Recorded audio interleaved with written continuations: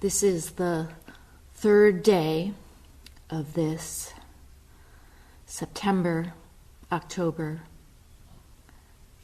2024 7-day sesshin.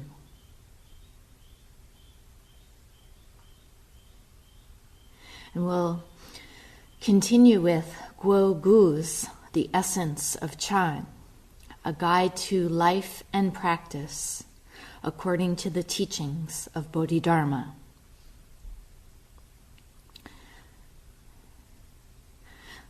Previously, I read from his commentary on a couple of the more legendary stories about Bodhidharma, which are part of the book's introduction. And the remainder of the text is Guo Gu's translation and commentary on a text that is attributed to Bodhidharma. It's titled 2 Entries and 4 Practices, and it's considered to be the oldest known text of the Zen school. Guo Gu translated it from Chinese, and in its entirety, it's about 6 paragraphs long. And I'll be reading bits of it at a time, along with some of Guo Gu's commentary.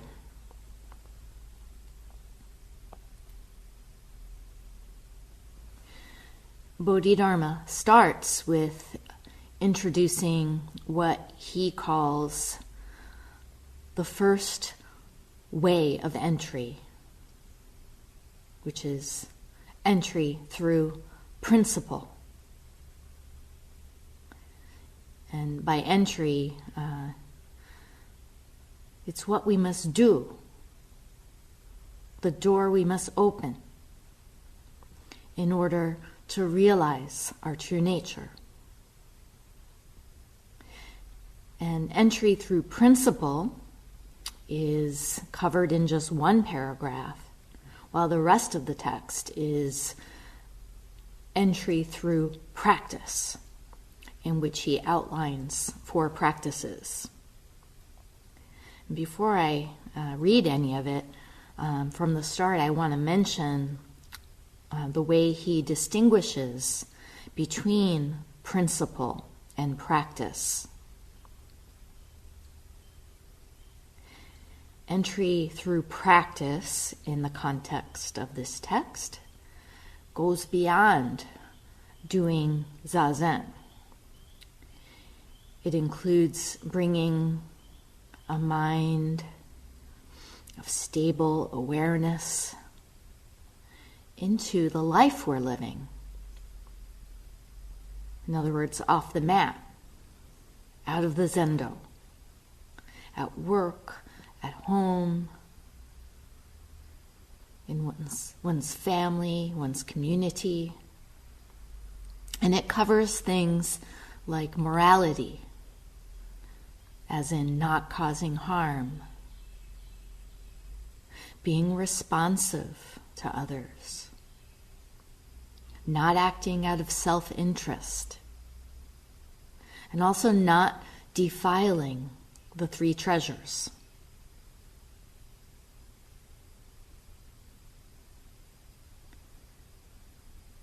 Entry through practice also involves adapting to changing conditions and not clinging to anything, not seeking anything. So in a nutshell, it's acting in the world in a way that is in accord with our true nature. Now, entry through principle, that word principle could be misleading if we take it at face value in the conventional sense. It might sound like it has to do with beliefs and ideals, holding on to them, Actually, entry by principle is about faith. Faith in the teaching. And also actualizing the teaching through zazen. And that's what we'll focus on, entry by principle.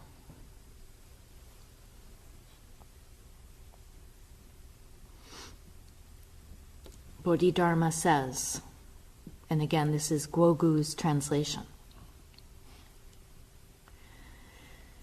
entering through principle means that one awakens to the essence by means of the teaching.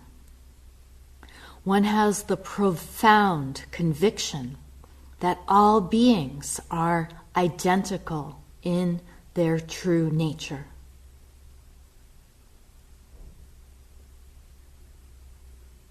Now let's look at this line and Guogu's commentary on it.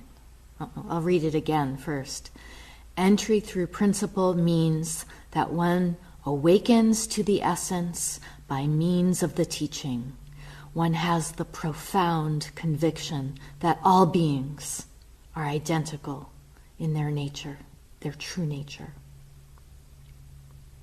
And Guogu says, to awaken to the essence by means of the teaching is dependent on, first, whether or not one can truly integrate the teaching into one's own being and one's own life. Second, one must not even attach to the teachings.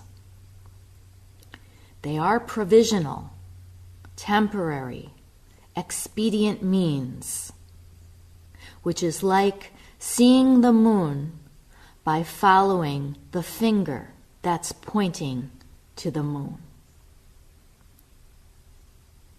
The teachings themselves, or the finger, are not the ultimate truth. We must practice without chasing after enlightenment.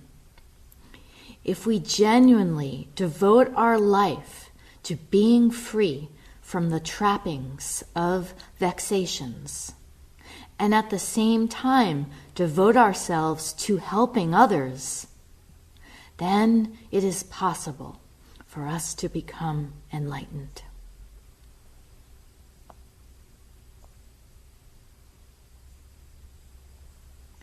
So the teachings, they give us direction. They point us in the direction of living a more authentic life, realizing our authentic self,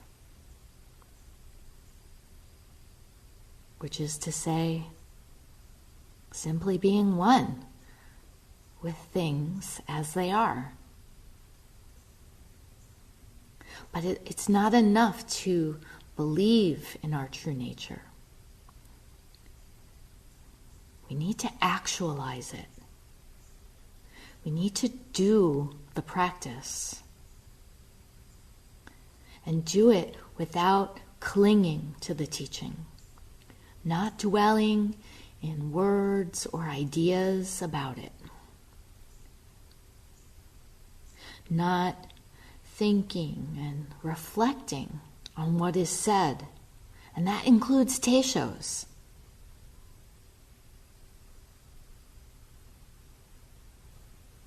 The best way to actualize the teaching, to embody it, is to receive it, to hear it, and let it go. Return to the breath. Return to mu. To this.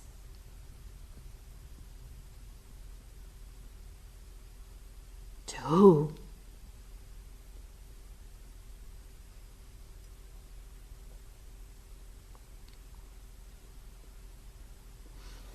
And as Gogu says, not clinging to the teaching also means not grasping at, chasing after awakening.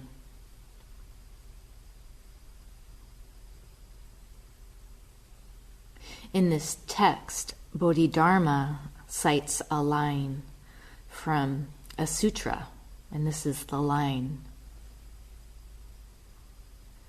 "To seek is to suffer. To not seek is bliss."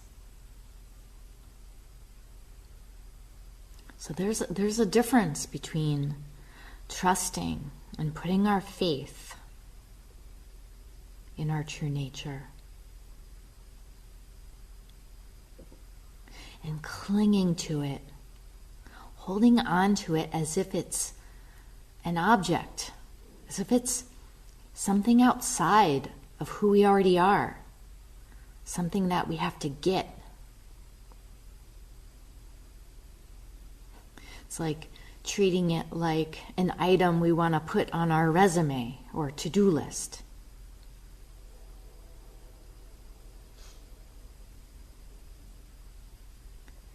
From my own experience, this kind of grasping, and I know it well, can happen as a sort of undercurrent or undertow to your practice. So in the process of continuously trying, continuously redirecting your attention to your practice, at the same time, there can be this recurring narrative going on, or feeling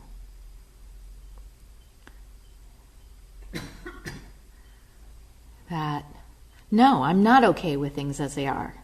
This sucks. I want it to be different. I want it to be like it was before, like it was the last round or the last sesshin or whatever moment in the past. I want to get back to that. And so we convince ourselves, it is habitual, and we can convince ourselves that practice has to feel good. If it doesn't feel good, then I'm not working hard enough, or it's just not effective, or I can't do it.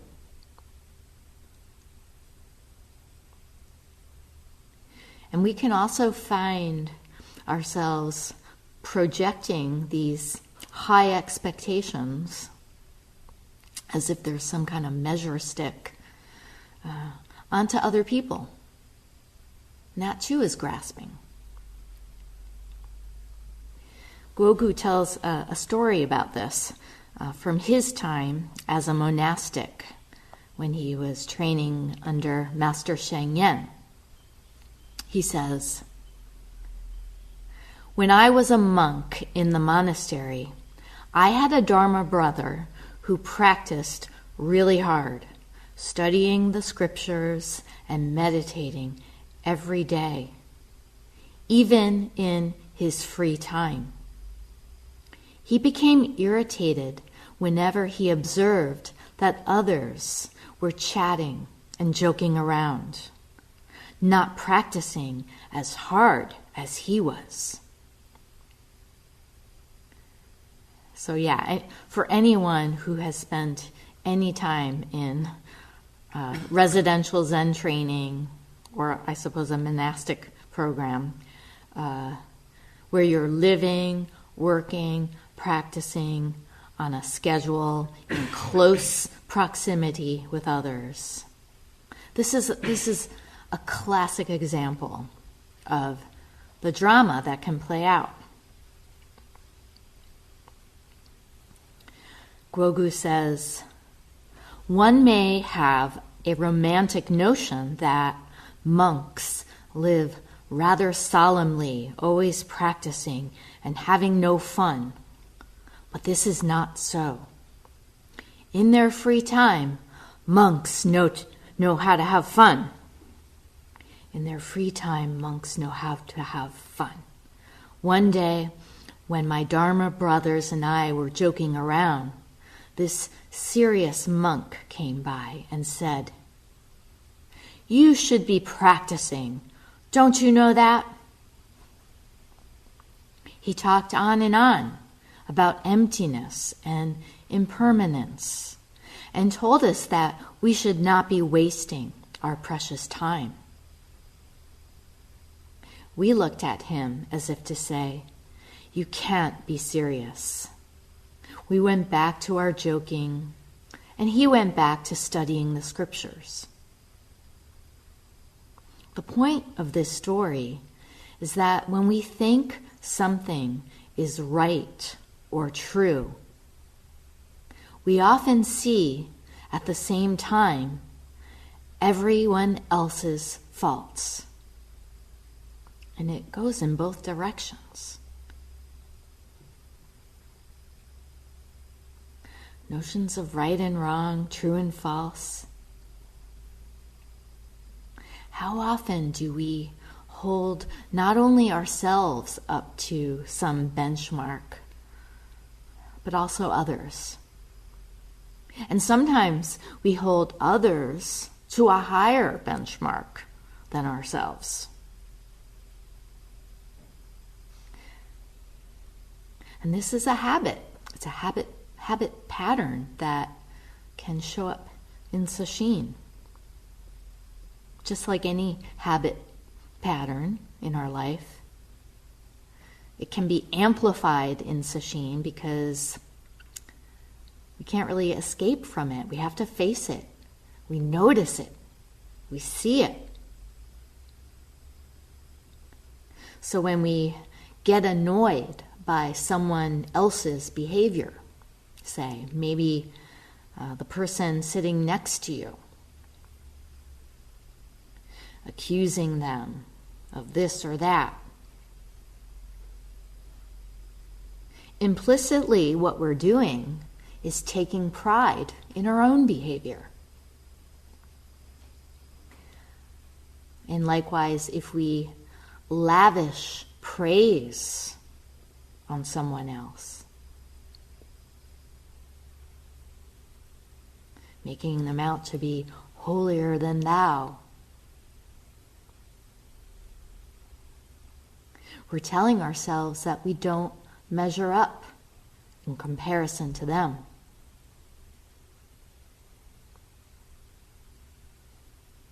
And when we allow ourselves to fixate on comparisons, and that's the key word, fixate. We're going to have thoughts. We're going to make comparisons. But fixating on it is a choice.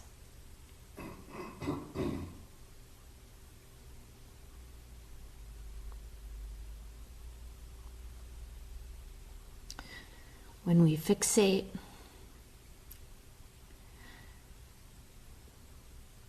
on our melodramas that we conjure up, we're stuck in duality.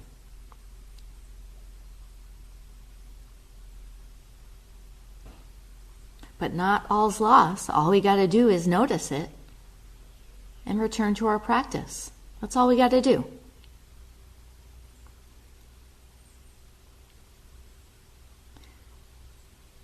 Keep it clean. Notice, return.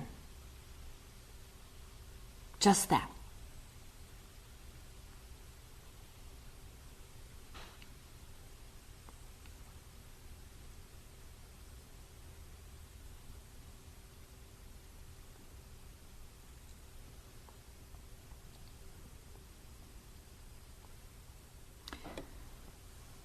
Moving along, here's the next line from Bodhidharma about entry by principle.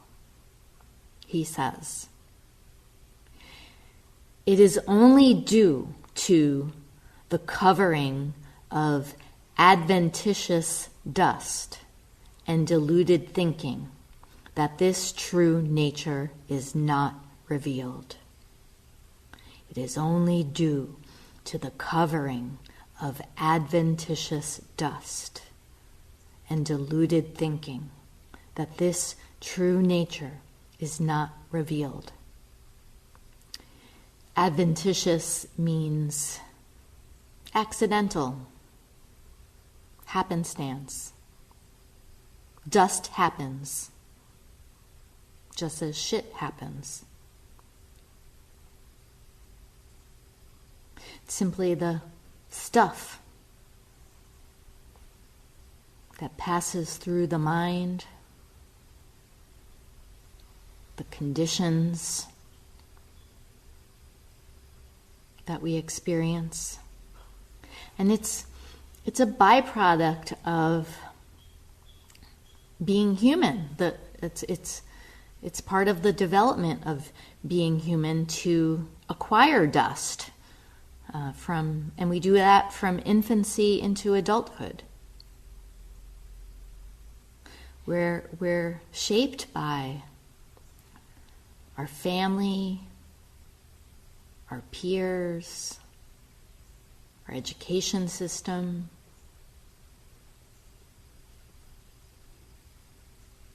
the groups of people we interact with,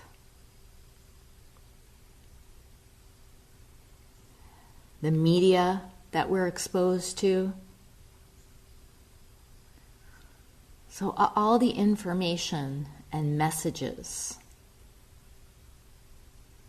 that we receive across a lifetime, it's a lot of dust.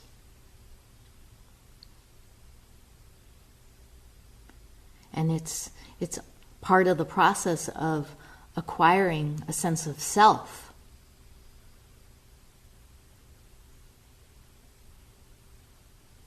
But what's maybe less obvious to us is that we refer to ourself as me, as an individual I,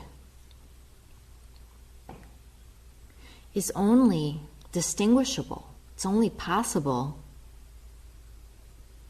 to conceive in relationship to others.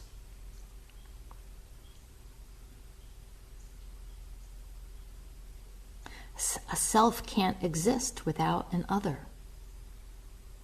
And the same goes for other animate things and also inanimate things.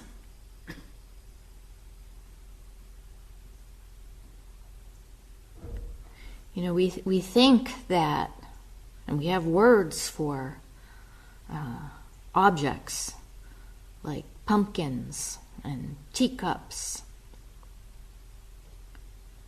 cushions, and so forth. Doorknobs, toilet paper, you name it. We think of all of these things as unique and separate, and each has their own name. But that's only one side of the coin. It's not the whole of it.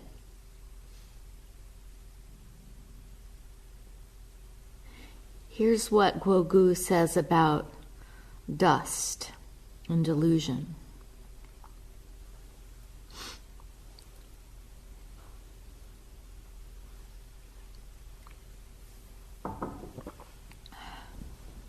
He says, dust has the connotation of something extra, like the dust that covers a mirror. It is not part of the mirror. Similarly, the dust-like vexations or aversions are not part of the nature of mind. Even though our mirror mind is covered, it has never lost the ability to reflect, to illuminate. Our deluded thinking falsely assumes that things are permanent, separate, and independent. This false assumption temporarily covers up our true nature, and as a result, we make mistakes in judgment and cause problems for others and ourselves. And then he gives an example of an incident he experienced on a car trip. He says, "I was in a car with a friend when we stopped to rest. Up ahead, my friend saw what looked like a pile of dog poop on the side of the road. She became annoyed and began to complain about dog owners who don't clean up after their pets. Being righteous and environmentally conscious, she started to walk toward the pile with the intention of cleaning it up, like a good Buddhist.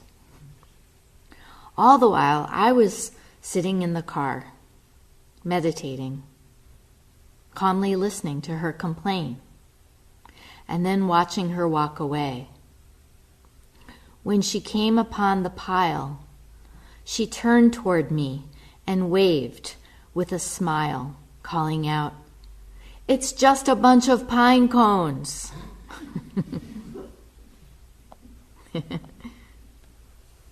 It's so amazing how the mind can play tricks on us.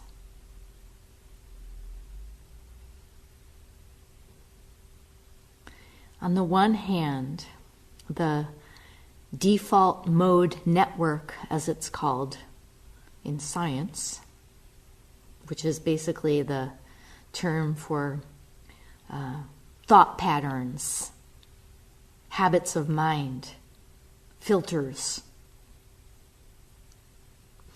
Even though that comes in handy for us in many situations, for one, it helps us to identify potential dangers, keeps us safe, keeps us from running into the middle of traffic.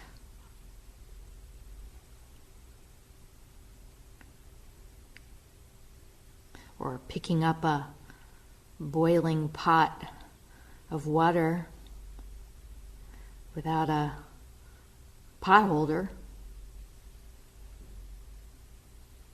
Yeah, that default mode is useful. On the other hand, though,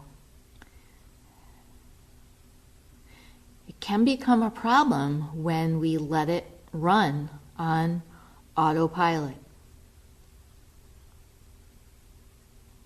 And when we do that, we're not seeing what's right in front of us.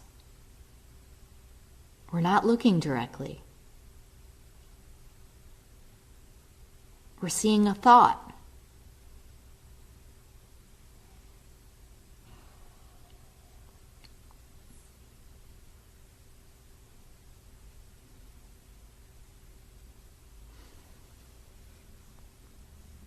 Now here's the last part of what Bodhidharma says about entering through principle.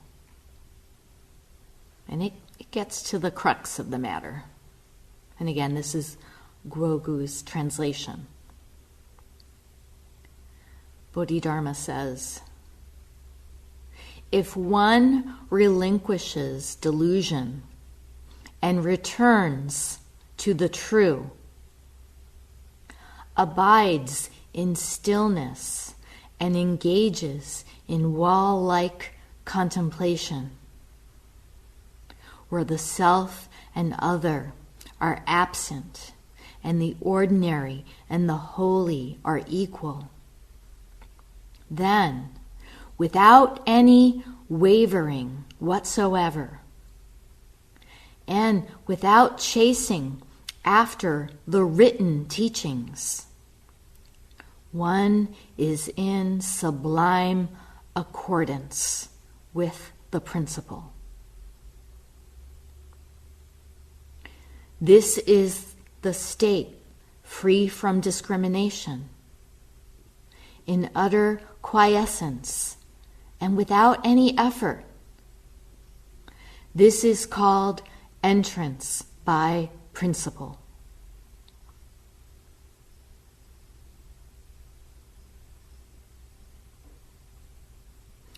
Abiding in stillness.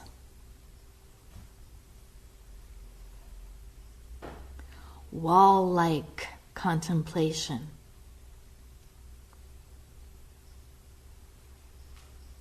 Zazen. Zazen itself, turning inward, seeing what's here.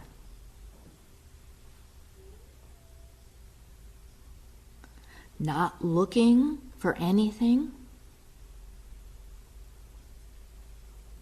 not discriminating between this and that, but just looking. And seeing it all with equal mind.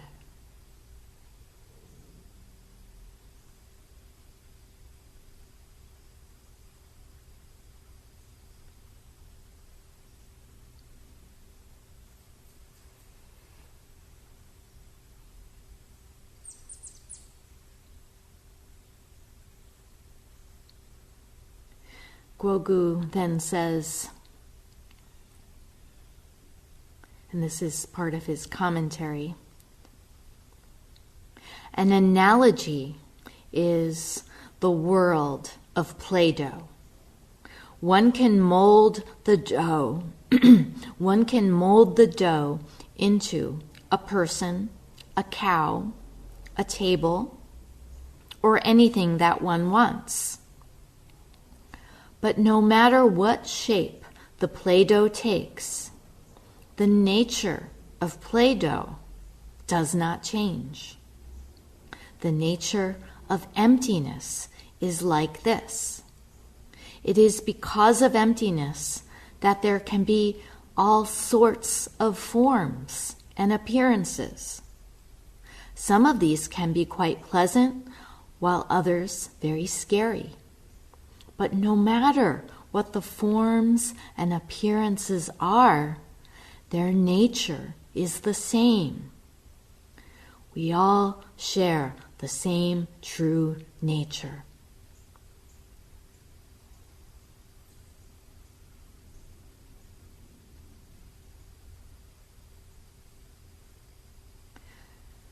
From the very beginning, Play-Doh.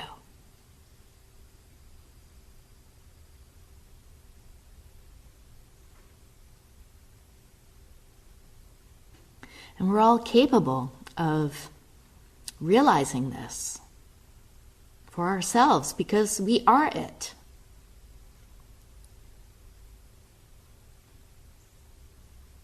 As Bodhidharma said, all we need to do is return to the true. Return to the true. Return to this.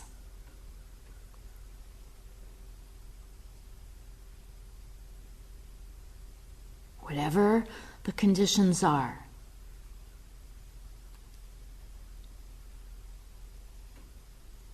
Just this.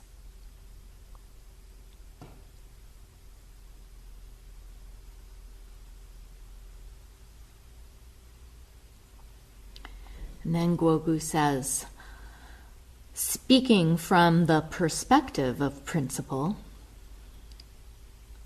a huge, dangerous tsunami wave and a limpid, peaceful pond have the same nature, wetness. We may sit one day with a lot of wandering thoughts and think it's bad and we don't like it.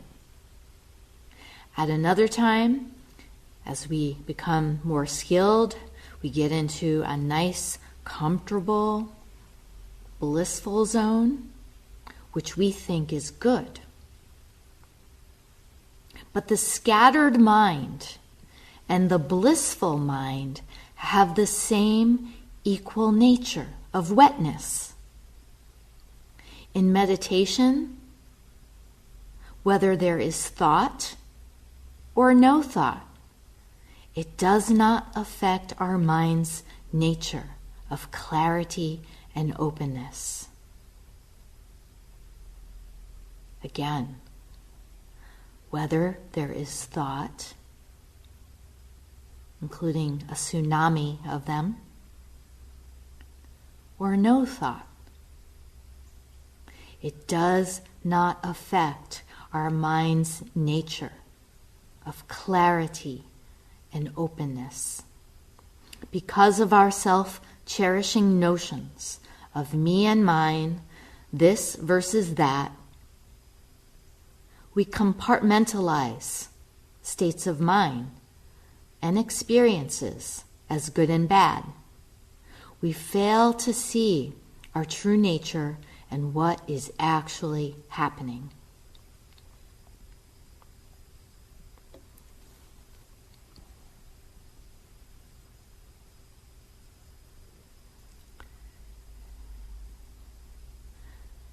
So, to be clear, it's not a problem that we have thoughts. It's not a problem that we have a sense of right and wrong, good and bad. On a day-to-day basis, having a moral compass helps us to live in harmony with others. Keeps us from going off the rails. It's only a problem if we cling in a stubborn way.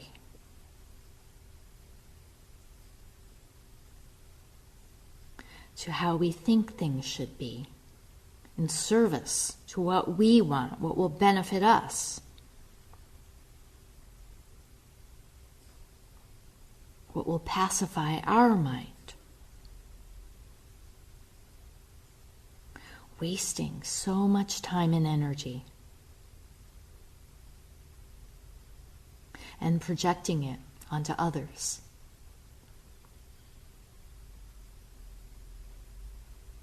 This is basic dukkha. It always leaves us unsatisfied.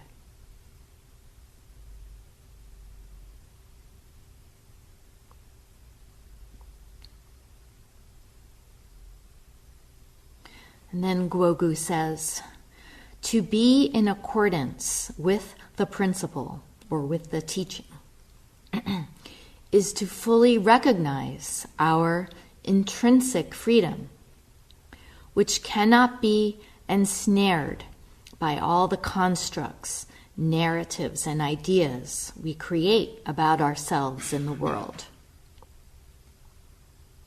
The relationship between these constructs and the nature of mind is like the relationship between the space inside a Chan hall and the furniture inside it. Does the furniture, no matter how dirty or clean, messy or orderly, affect the nature of the space? No. Similarly, all of us are originally enlightened. That is the true meaning of wall-like contemplation. Even if we're a total mess, a hot mess, we're still enlightened. That's our original nature.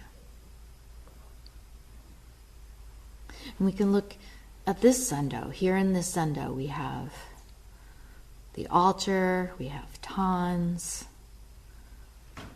We have the walls, the ceiling fans, the wood floor, the carpet. And if you're sitting at home, perhaps you're surrounded by maybe a bed, a desk, a dresser, a couch, a picture on the wall.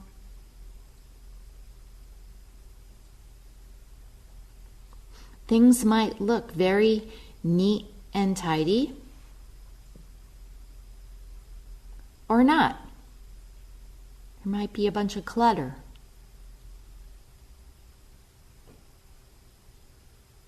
Even in this zendo, on the surface it looks very clean and tidy, but if you look closely you might find cobwebs, dust, stink bugs.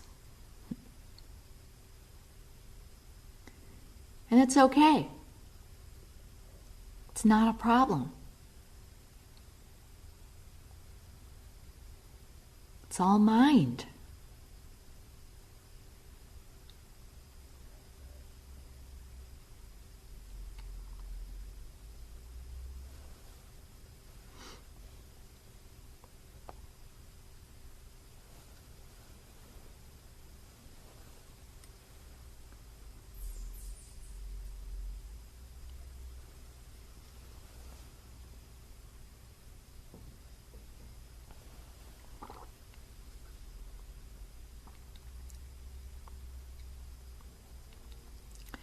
As Guogu continues, he talks about what it really means to do zazen. He says, some people think that wall-like contemplation simply means to sit facing the wall, remaining still and not moving during meditation. But Bodhidharma is pointing to something more subtle than this.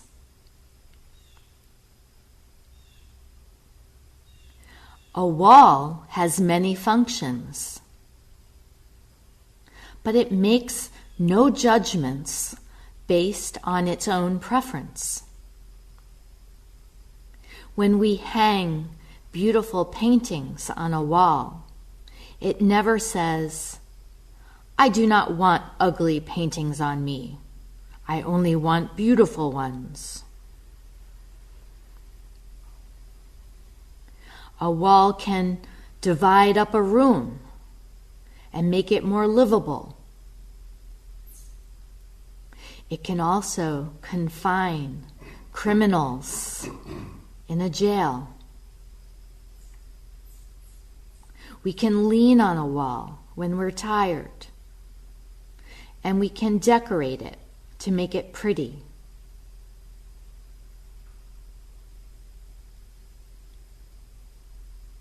Can also drill holes in it. In all these instances, the wall has numerous functions,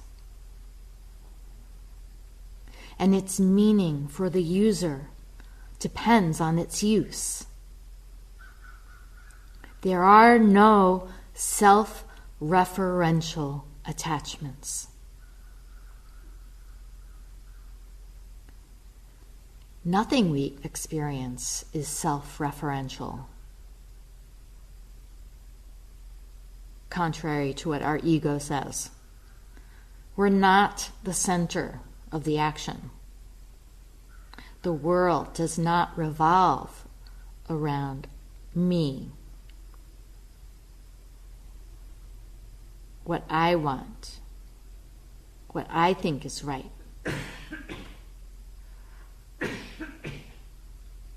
And what we're cultivating through zazen is basic awareness. Basic awareness of life just as it is, as it unfolds, moment by moment, constantly changing, and minus our opinions about it.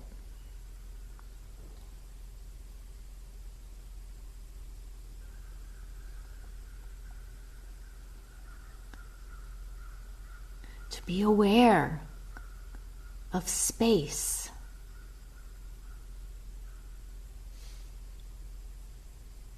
of bodies,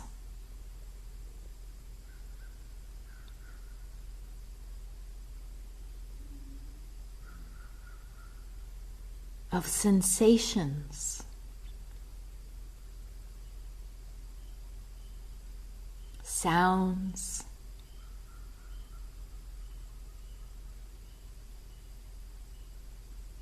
colors, smells,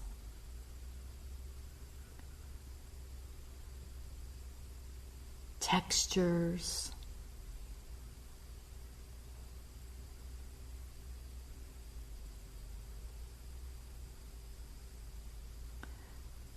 phenomena of all kinds.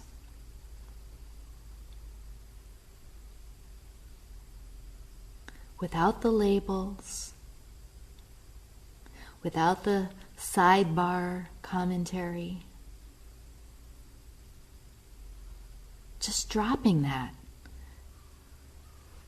dropping all of it, and just experiencing and opening up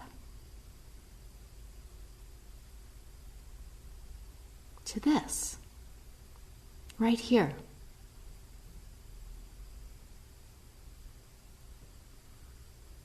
With equal mind.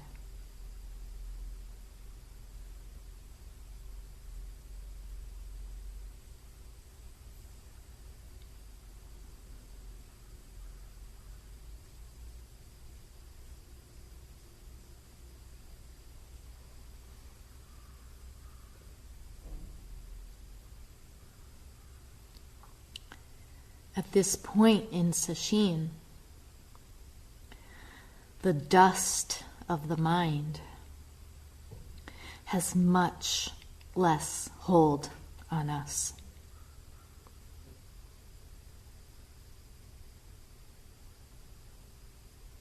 That's not to say we don't notice it, or that we no longer get caught up in it. But it's much, much, much lighter.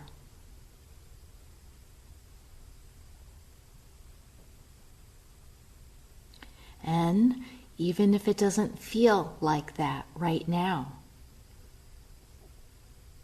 even if it feels like you're in a dust storm this moment, or some other moment,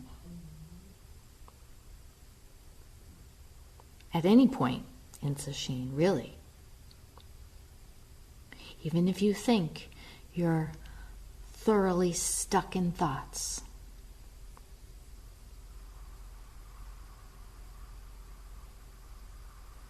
remember that it's just dust.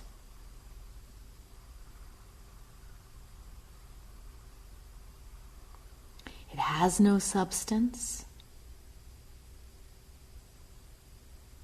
And it's weightless.